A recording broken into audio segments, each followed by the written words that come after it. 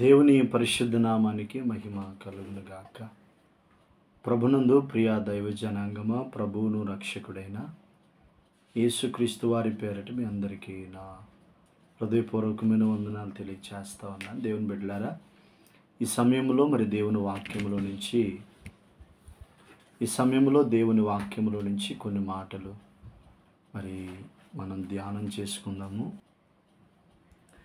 బిడ్డలారా, నిర్గమాకాండము 20వ అధ్యాయము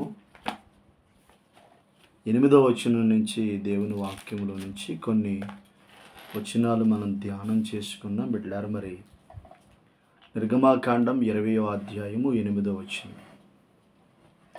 విశ్రాంతి దినమును పరిశుద్ధంగా ఆచరించుటకు జ్ఞాపకం ఉంచుకున్నాము.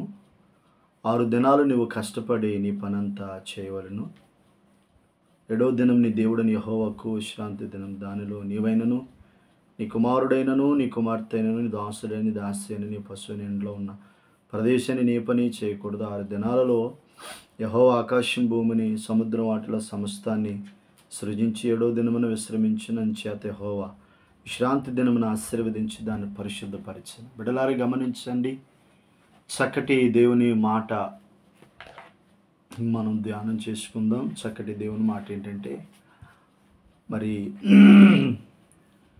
దేవుడు ఇశ్రాయేలు ప్రజలకి కొన్ని కట్టడాలు, నియమాలు, నిబంధనలు, ఆజ్ఞలు ఇచ్చాడు. అందులో ముఖ్యంగా పదాజ్ఞల్లో దేవుని బిడ్డలారా చెప్తూ ఆయన చక్కటి మాటలు ఇక్కడ మోషే ద్వారా ఇశ్రాయేలు ప్రజలకు అందిస్తూ ఉన్నాడు. ఏమనంటే, విశ్రాంతి దినమును పరిశుద్ధంగా ఆచరించట జ్ఞాపకం ఉంచుకోవాలి. బిడ్డలారా, మొదటిగా ప్రభు దినం, విశ్రాంతి దినం, ఆదివారపు ఆరాధన ఖచ్చితంగా మనం దేవుని సన్నిధిలో దేవుని మహిమపరుస్తూ దేవుని నామాన్ని ఘనపరచాలి. మనం అలా దేవుని నామాన్ని మహింపరుస్తూ, దేవుని నామాన్ని ఘనపరుస్తూ, ఆయన బిడ్డగా, ఆయన సొత్తుగా ప్రతి ఆదివారం ప్రభు సన్నిధిలో ఉన్నతమైన తన కృప పొందాలనేది దేవుని ఆశ. ప్రతి ఆదివారం బిడ్డలారా ప్రభు సన్నిధిలో మనం ఉంటూ ప్రభు నామాన్ని మహింపరచాలనేది ప్రభు ఆశ. ఇంకో విషయం ఏంటంటే, ఒక ఆదివారమే కాదు, మనం ప్రతిరోజు కూడా ప్రభు సన్నిధిలో ప్రార్థిస్తూ ప్రభు కొరకు ప్రత్యేకించబడి ఆయన పోలికలో, ఆయన స్వరూప్యంలో మారుటకు ఆయన కొరకు ప్రత్యేకించబడిన వ్యక్తులుగా ఉండాలనేది దేవుని ఆశ. చూడండి, ఇక్కడ ఏమని అంటున్నాడంటే, విశ్రాంతి దినమును పరిశుద్ధంగా ఆచరించుకోవడానికి జ్ఞాపకం తెచ్చుకోవాలి.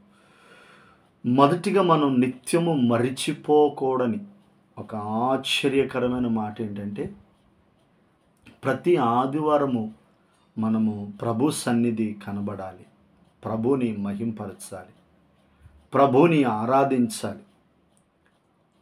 అలాగ పరిశుద్ధ దినమును మనము ఆరాధించుటకు జ్ఞాపకం తెచ్చుకుని అంటూ 6 దినాలు దేవుడు మనకిచ్చాడు కష్టపడి పని చేయమని. మనం 6 దినాలు కష్టపడి పనిచేసి 6 దినాలు కూడా మీ కుటుంబాలను పోషించుకోవడానికి, మీ బిడ్డలను పోషించుకోవడానికి, మీ చేసే జాబు, ఉద్యోగం, వ్యాపారం, బిడ్డలార పనిపాట్లు అన్నింటిలో 6 దినాలు మనం కష్టపడి సోమ, మంగళ, బుధ, గురు, శుక్ర, శనివారం వరకు మనం దేవుని బిడ్డలారా కష్టపడి మన కుటుంబాన్ని పోషించుకోవాలి. 7వ దినం మాత్రము నీ దేవుడిని యెహోవాకు విశ్రాంతి దినం. ఆ దినాన్న ఏమని చెప్తున్నాడంటే, నీవైనను, నీ కుమారుడైనను, నీ పశువైన నీ ఇంట్లోను నివసించు పరదేశైనను ఏ పని చేయకూడదు. 6 దినాలు మనం ప్రభు సన్నిధిలో, 6 దినాలు మనం దేవుని బిడ్డలారా మన సొంత పనులు చేసుకుంటూ 7వ దినాన్న ప్రభు సన్నిధిలో ఖచ్చితంగా గడపాలి. అలా మనం ప్రభు సన్నిధిలో గడిపితే ప్రభు స్వారూప్యంలోనికి, ప్రభు పోలికలోనికి, ప్రభు ఉన్నతమైన మహిమ మన మీద పని చేస్తుంది. మనం ప్రభు కొరకు ప్రత్యేకించబడతాం. బిడ్డలారా, 6 దినాలు కష్టపడండి, 7వ దినాన్న నాకు విశ్రాంతి. అందులో నీవు కానీ, నీ సహోదరులు కానీ, నీ కుటుంబం కానీ, నీ పరదేశి కానీ, నీ పనివాడు కానీ, నీ దాసి కానీ, నీ దాసుడు కానీ ఎవరూ కూడా పని చేయకూడదు. అంటే 6 దినాలు కష్టపడ్డావు, 7వ దిన విశ్రాంతి పొందాలి. ఎందుకంటే బిడ్డలారా, ప్రభువారు 6 దినాలు సృష్టిని చేశారు, 7వ దినాన్ని విశ్రమించాడు. అదే నియమాన్ని ప్రభువు మనకు కూడా అనుగ్రహించాడు. అలా విశ్రాంతి మనం తీసుకుంటే బిడ్డలారా, విశ్రాంతి మనలో ఉంటే నేను అంటాను, మనం నిత్యము దేవుని కొరకు బ్రతుకుతాం. నిత్యము మనం ఆరోగ్యవంతంగా ఉంటాం. నిత్యము మనం దేవుని బిడ్డల దీర్ఘాయుష్ని కలిగి, ప్రభుత్వ ఆయుష్ కలిగి బ్రతకగలుగుతాం. దేవునికి స్తోత్రం. తర్వాత ఏమంటున్నాడంటే, 6 దినాలలో ఆకాశం భూమిని ఆయన సృష్టించాడు, 7వ దినాన్ని విశ్రమించాడు. అసలు ఎందుకు ఆదివారపు ఆరాధనలో మనం పాలు పంపులు పొందాలి అంటే అక్కడే రాసి పెట్టాడు 11వ వచనం చివరి మాట. అంచేత యెహోవా విశ్రాంతి దినమును ఆశీర్వదించాడట. రెండవది పరిశుద్ధపరిచారట. యేసుక్రీస్తు ప్రభువారు విశ్రాంతి దినాన్ని మొదటిగా ఆశీర్వదించి దాన్ని పరిశుద్ధపరిచాడు. దేవుని బిడ్డలారా, ఇక్కడ నేను ఒక మాట మీకు తెలియచేయాలని ఆశపడుతున్నాను. ఏమనంటే, ఎవరైతే ఆదివారము దేవుని సన్నిధిని వెతుకుతారో, ఎవరైతే ఆదివారం దేవుని సన్నిధిలో ఆరాధనలో పాలు పంపులు పొందుతారో వారికి 2 ఆశీర్వాదాలు వ్రాయబడ్డాయి. ఒకటి, వారంట ఆశీర్వదించబడతారు. నేను ఒక మాట చెప్తాను, ఆశీర్వదించబడకపోతే ఏంటి? అసలు ఆశీర్వాదము అంటే ఏంటి? దేవుని బిడ్డలారా, భూ సంబంధమైన ఆశీర్వాదం ఉంది, పర సంబంధమైన ఆశీర్వాదం ఉంది.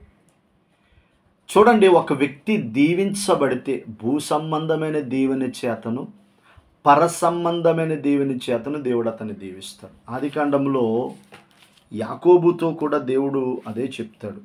యాకోబుతో కూడా మరి ఇస్సాకు యాకోబును కూడా అలాగే దీవిస్తాడు. ఏమనంటే చూడండి, దీవించబడ్డం అని భూ సంబంధమైన దీవెన. చూడండి ఒకసారి, యాసావు నా తండ్రి నీ యొద్ద ఒక్క దీవెన క్షమించండి బిడ్డలారా. ఆదికాండం 27వ అధ్యాయం 27వ వచనం. అతడు దగ్గరికి వచ్చి అతను ముద్దు పెట్టుకొనెను. అప్పుడు అతడు అతని వస్త్రము వాసన చూసి అతన్ని దీవించట్లను. ఇదిగో, నా కుమారుని సువాసన యెహోవా దీవించిన చేని సువాసన వలె ఉన్నది. ఆకాశపు మంచును, భూసారమును, విస్తారమైన ధాన్యమును, ద్రాక్షరసమును దేవుడు నీకు అనుగ్రహించును. జనములు నీకు దాసులగుదురు. జనములు నీకు సాగిలపడదు. నీ బంధువుల్లో నీ వేలుకు వేయందువు. నీ తల్లిపుత్రులు నీకు సాగిలపడదు. నిన్ను శపించువారు శపించబడుదురు, దీవించేవారు దీవించబడు. చూడండి బిడ్డలారా, అతను భూమిని దీవిస్తున్నాడు, ద్రాక్ష ధాన్యాన్ని దీవిస్తున్నాడు. తర్వాత ప్రజలు నీకు దాసులు అవుతారు, నువ్వు ఏలుకు అవుతావు. అంటే ఏలుబడి చేసే రాజరికం నీలో నుండి వస్తుంది. నువ్వు ఏలుబడి చేస్తావు. ఆల్రెడీ యేసేపు ఐగుప్తుని ఏలాడు బిడ్డలారా. అలాగే దేవుని బిడ్డలారా, మరి దావీదు ఏలుబడి చేశాడు. అలాగే సౌలు ఏలుబడి చేశాడు. ఏలే బిడ్డగా, ఏలుబడి చేసేవాడిగా దేవుని బిడ్డలారా మరి యాకోబుని చేశాడు. అంతేకాదు, ఏమన్నాడంటే, జనములు నీకు దాసులు అవుతారు, జనములు నీకు సాగిలు పడతారు. నువ్వు ఎవరు నిన్ను దీవిస్తారో వారు దీవించబడతారు, ఎవరు నిన్ను శపిస్తారో వారు శపించబడతారు అన్నాడు. చూడండి ప్రియమైన దేవుని బిడ్డలారా, అదే కాదు, యాకోబు ఎబ్బోకు రేవు దగ్గర ప్రార్థన చేసినప్పుడు, ఎబ్బోకు రేవు దగ్గర ప్రార్థన చేసినప్పుడు ప్రభు అతనికి కనబడితే ప్రభువును పట్టుకుంటే, నన్ను విడిచిపెట్టు అని అంటాడు. అంటే నువ్వు నన్ను ఆశీర్వదించితేనేగా నేను విడిచిపెట్టు. నీ పేరేమి అంటే, నా పేరు యాకోబు. ఇక నుంచి నీ పేరు యాకోబు అనబడదు, ఇజ్రాయేల్ అని పిలువబడదు. ఇజ్రాయేలీలు దేవుని బిడ్డలారా, మరి దేవుని చేత ఎంపిక చేయబడిన పరిశుద్ధ జనం. అర్థమైంది? భూ సంబంధమైన ఆశీర్వాదము, పర సంబంధమైన ఆశీర్వాదం. చూడండి, ఒక వ్యక్తి ఆశీర్వదించబడితే బిడ్డలారా, ఒక వ్యక్తి ఆశీర్వదించబడితే మరి ఏమవుతుందో ఒకసారి మత్తయి సువార్త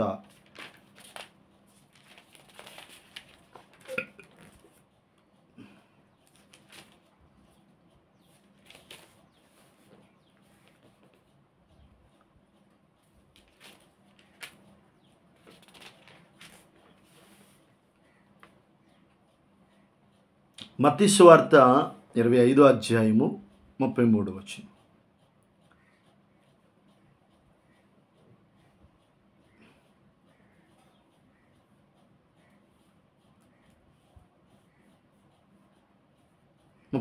అప్పుడు రాజు తన కుడివైపున ఉన్నవారిని చూచి, నా తండ్రి చేత ఆశీర్వదించబడిన వారులారా రండి, లోకం పుట్టినది మొదలుకొని మీ కొరకు సిద్ధపరచబడిన రాజ్యం స్వాతంత్రించుకొనుడి. ఒక మాట, ఒక వ్యక్తి ఆశీర్వదించబడితే పరలోకమును స్వాతంత్రించుకుంటాడు, నిత్య రాజ్యములోనికి చేరతాడు, నిత్యత్వములో ఏలుబడి చేసే వ్యక్తిగా మారతాడు. ఆమె చూడండి, ఆశీర్వాదము భూ సంబంధమైనది, పర సంబంధమైన ఆశీర్వాదము. అసలు ఆశీర్వాదం అంటే ఏంటి? విస్తరించబడ్డం, జనములకు ఏలికగా ఉండడం. అర్థమైందండి?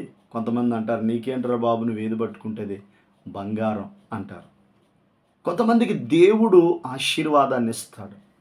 ఆశీర్వదించబడిన ప్రజలు ఎప్పుడు దేవుని బిడ్డలారా రాజ్యపాలన ఏలికలుగా ఉంటారు, నాయకులుగా ఉంటారు, యజమానులుగా ఉంటారు, ఇతరులకు ఇచ్చేవారుగా ఉంటారు, ఇతరులకు ఆశ్రయకరంగా ఉంటారు. అర్థమవుతుందండి? జనములు వారిని చూసి నేర్చుకునేటట్టు మారిపోతారు. దేవునికి స్తోత్రం. దేవుడు యాకోబుని ఆశీర్వదించాడు కాబట్టి ఇప్పటి వరకు ఇశ్రాయేలు ప్రజలలో, ఇప్పటి వరకు దేవుని బిడ్డలారా ఇజ్రాయేలు దేశము యాకోబు ఆశీర్వాదం మూలంగానే ప్రభు ఆ దేశాన్ని ఇచ్చాడు. దేవునికి స్తోత్రం. ప్రపంచంలో లేనటువంటి టెక్నాలజీ ఆ దేశంలో ఉన్నట్టుగా మరి నేను ఆయా చోట్ల విన్నాను. దేవునికి స్తోత్రం. ఆ దేశంలో యూదులు చాలా జ్ఞానవంతులుగా, చాలా వివేకవంతులుగా, బిడలారా వారు క్రియేటివ్ చేసే వ్యక్తులుగా దేవుడు వారిని మార్చుకున్నారు. దేవునికి స్తోత్రం. కారణం యాకోబు దేవుని చేత ఆశీర్వాదం పొందాడు కాబట్టి. సారేపాతి విధవరాల దగ్గర కొంచెమే పిండి కొంచెమే నూనె, బుడ్డలో నూనె కొంచెమే పిండి ఉన్నది. ఎప్పుడైతే ఏలియా గారు మొదటి అప్పాన్ని నాకు పెట్టి, తల్లి నీకు 3.5 సంవత్సరాల కరువు ఉంది, ఈ 3.5 సంవత్సరాల కరువులో దేవుడు నిన్ను పోషిస్తాడు అని చెప్పినప్పుడు దేవుని బిడ్డలారా నిశ్చయముగా మరి ఆ తల్లి ఏలియా గారిని ఆదరించి అలాగే చేసింది. 3.5 సంవత్సరాలు తన ఇంట్లో మరి బిడ్డలారా ఏది అయిపోలేదు, పిండి అయిపోలేదు, నూనె అయిపోలేదు. 3.5 సంవత్సరాలు దేవుడు వారిని పోషించుకున్నాడు. దేవునికి స్తోత్రం. ప్రవక్తల శిష్యులు ఒక భార్య తన యజమానుడు అప్పులు చేసి చనిపోతే ఎలీషాను ఆశ్రయిస్తే ఎలీషా ప్రార్థించాడు. బిడ్డలారా మరి నూనె ఒక కొండ ఉంది, ఆ కొండను దీవించాడు, ఆశీర్వదించాడు. ఆ కొండలో నూనె కొన్ని 100 కొండలు నింపడానికి మరి ఉపయోగపడింది. ఆశీర్వాదం అంటే దేవుని బిడ్డ నువ్వు ఒక్కడు దీవించబడితే 1000 మందికి దేవునిగా మారిపోతావు. నువ్వు ఒక్కడు ఆశీర్వదించబడితే 1000 మందికి ఆశీర్వాదంగా మారిపోతావు. హల్లెలూయా. ఆశీర్వాదం అంటే అది. అలాంటి గొప్ప ఆశీర్వాదాన్ని, ఆర్థికమైన ఆశీర్వాదం, భూ సంబంధమైన ఆశీర్వాదం, అర్థమైందండి?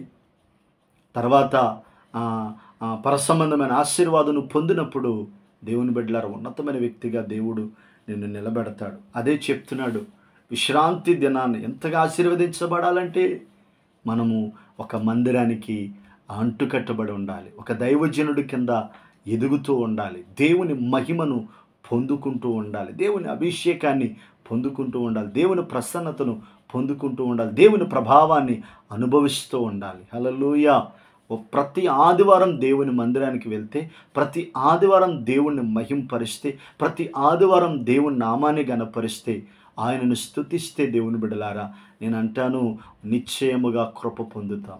చూడండి, బైబిల్లో కీర్తనాకారుడు అంటాడు, నీ మందిరి సమృద్ధి వలన మేము తృప్తిపరచబడుచున్నాము. మనం దేవుని మందిరములో ఉన్నటువంటి ఆహారము చేత, వాక్యమైన ఆహారము, పరసంబంధమైన దేవుని చేత మనం తృప్తి పొందుతాం. దేవునికి స్తోత్రం. మందిరములో పచ్చని ఒలీవ మొక్కల వలె మనం ఎదగాలి. దేవుని మందిరాన్ని మర్చిపోకూడదు. చాలామంది దేవుని బిడ్డలారు వాళ్ళకు పనికిచ్చినంత ప్రాముఖ్యత, ఉద్యోగానికి ఇచ్చినంత ప్రాముఖ్యత, డబ్బుకి ఇచ్చినంత ప్రాముఖ్యత, ఫంక్షన్స్కి ఇచ్చినంత ప్రాముఖ్యత, పిక్నిక్లకి ఇచ్చినంత ప్రాముఖ్యత, తర్వాత హోటల్స్కి సరదాగా తిరగడానికి ఇచ్చినంత ప్రాముఖ్యత, సినిమాకి ఇచ్చినంత ప్రాముఖ్యత, సెల్ ఫోన్కి ఇచ్చినంత ప్రాముఖ్యత, ఇంకా వగేరా వాటికి ఇచ్చినంత ప్రాముఖ్యత దేవుని బిడ్డలారా ఆదివారపు ఆరాధన. సెలవు దొరికితే చాలు మరి ఖాళీగా సినిమా హాల్ దగ్గర తిరగడం, అర్థమైందండి. మరి పార్కులంటా తిరగడం, తర్వాత హోటల్స్‌లో తిరగడం, లేదా కొంతమంది ఆదివారం సెలవు వస్తే కంచి కోడిని కొనుక్కొని దాన్ని తినటం కోసమే ఒక ఆదివారాన్ని కేటాయించుకుంటారు. బిడ్డలారా, నేను దేవుని సేవకుడిగా చెప్తున్నాను, అవన్నీ నీకు అవసరమే. 6 రోజులు చేయాలి. కానీ ఆదివారం మాత్రం నువ్వు ప్రభు సన్నిధిలో కనబడాలి. నువ్వు అలా ప్రభు సన్నిధిలో కనబడితే ప్రభు దీవెన నీ మీద ఉంటుంది. రెండవది దేవుని బిడ్డలారా, మరి మొదటిగా ఆశీర్వాదం కలుగుతుంది దేవుని మందిరంలోనికి వెళ్తే. రెండోది ఏం కలుగుతుందంటే పరిశుద్ధపరచబడతాం. దేవుని బిడ్డలారా, ప్రభు చాలా చోట్ల నేను పరిశుద్ధుని గనుక మీరు సమస్త ప్రవర్తనలో పరిశుద్ధులై ఉండాలి అన్నాడు. దేవునికి స్తోత్రం. పరిశుద్ధత చాలా ప్రాముఖ్యం. ఒక వ్యక్తి ఎత్తబడాలంటే, ఒక వ్యక్తి దేవుని చేత ప్రియుడిగా పిలువబడాలంటే, ఒక వ్యక్తి దేవుని కృప పొందాలంటే, ఒక వ్యక్తి దేవుని మహిమను అనుభవించాలంటే, దేవుని కార్యాలు అనుభవించాలంటే, దేవుని సన్నిధి అనుభవించాలంటే, దేవుని ప్రసన్నత అనుభవించాలంటే, నిత్యత్వానికి చేరాలంటే ఖచ్చితంగా అతడు పరిశుద్ధుడై ఉండాలి. బైబిల్ అంటది పరిశుద్ధత లేకుండా ప్రభువుని చూడడం అసాధ్యం. ఏదో ప్రార్థనలో దర్శనంలో చూసేది కాదు. రెండవ రాకల్లో ఎత్తబడినప్పుడు ప్రభువుని మనం చూడలే. ఎందుకంటే పరిశుద్ధులకే ఆయన ప్రత్యక్షపరచబడతాడు.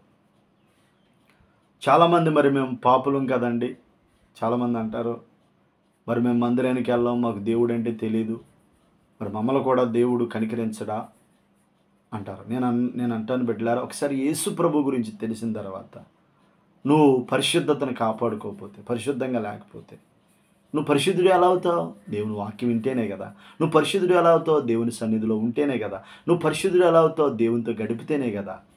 ప్రతి ఆదివారము దేవుని బిడ్డలారా సంఘారాధనలో పాలు పంపులు పొందినప్పుడు దైవజనుడు మరి లైవ్గా కూర్చుని మరి చర్చిలో వాక్యం చెప్తున్నప్పుడు ఆ ప్రభావం వల్ల నువ్వు పరిశుద్ధుడు అవుతావు. లేదంటే కష్టం. దేవునికి స్తోత్రం.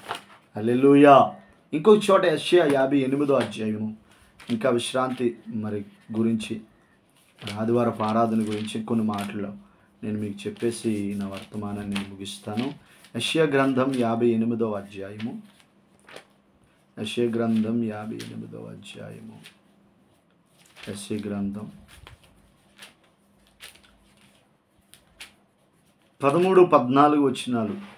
నా విశ్రాంతి దినమును వ్యాపారము చేయకుండా నాకు ప్రతిష్ఠితమైన దినమని నీ ఊరుకునే ఎడల, విశ్రాంతి దినం మనోహరమైనదనియు యెహోవాకు ప్రతిష్ఠిత దినమని ఘనమైనదని అనుకునే దాన్ని ఘనంగా ఆచరించని ఎడల, నీకు ఇష్టమైన పనులు చేయక, వ్యాపారం చేయక, లోకవార్తలు చెప్పుకొనుకుండని ఎడల నువ్వు యెహోవా యందు ఆనందించేది. చూడండి ఏమంటున్నాడో. కొంతమంది అంటే విశ్రాంతి దినమున వ్యాపారం చేస్తున్నారంట. కొంతమంది అంటే ఊరికే వెళ్దాంలే, వచ్చే వారం వెళ్దాంలే, అది పెద్ద ఇంపార్టెంట్ ఏం కాదు, రెగ్యులర్గా ఆదివారం వెళ్ళిపోవాలా అని అంటారు. తర్వాత మనోహరమైనదనియు ప్రతిష్ఠింపబడిన దినమనియు మనం చేయక వ్యాపారాలు పనులు. తర్వాత కొంతమంది ఖాళీగా ఉండి లోకవార్తలు చెప్పుకుంటారు. ఖాళీగా ఉండి లోకవార్తలు అంటే పాప సంబంధమైన వార్తలు, వాళ్ళ గురించి వీళ్ళ గురించి చెప్పుకుంటారు. ఇక్కడ అంటున్నాడు లోకవార్తలు చెప్పుకొనకయు నీవు అలా ఉంటే అంటే పై చెప్పినవన్నీ నీలో లేకుండా, అది ఘనమైనదనియు గొప్పదనియు ప్రతిష్ఠితమైనదనియు దాన్ని ఘనంగా నువ్వు చేసావు అనుకో, నువ్వు విశ్రాంతి దినాన్ని పాటిస్తే ఎంత దేవుని అక్కడ కూడా రాయబడింది, యెహోవాలో ఆనందిస్తావు. చూడండి, మనం నిత్యము ఆనందకరమైన జీవితం కలిగి ఉంటాం. రెండోది దేవుని బిడ్డ దేశపు ఉన్నత స్థలములపై నేను ఎక్కిస్తాను. అంటే దేశములో ఉన్నతమైన శిఖరాలు, ఉన్నతమైన స్థలాలు దేవుడిని నేను ఎక్కిస్తాడు. అంతేకాదు దేవుని బిడ్డలారా, నీ తండ్రి నీ యాకోబు స్వాస్థ్యం నీ అనుభవంలో ఉంచెదను అని ప్రభు సెలవిస్తాడు. అంటే మన పితరుల ద్వారా మనకి సంక్రమించే సమస్త విధములైన దీవెనలు మన మీద పనిచేస్తాయి. దేవుని బిడ్డలారా, ఆదివారపు ఆరాధన ఎంత గొప్ప కార్యాలు ఉన్నాయి. అలాంటి ఆదివారపు ఆరాధన మానుకోకుండా మరి నిత్యము ప్రభు సన్నిధిలో ప్రతి ఆదివారం ప్రభు సన్నిధికి వెళ్తూ ప్రభుని మహింపరుస్తూ మరి మీ సంఘాలలో మీ దైవజనుడితో కలిసి ప్రభువుని మహిమపరచడానికి సిద్ధపడండి. దేవుడు తన మాటలు దీవించుగాక. ఆమేన్.